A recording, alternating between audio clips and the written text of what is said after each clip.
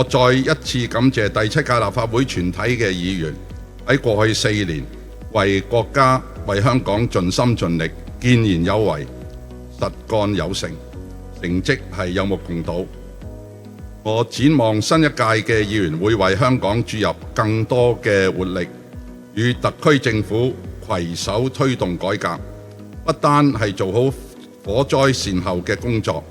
亦都係積極推動香港發展更上一層樓，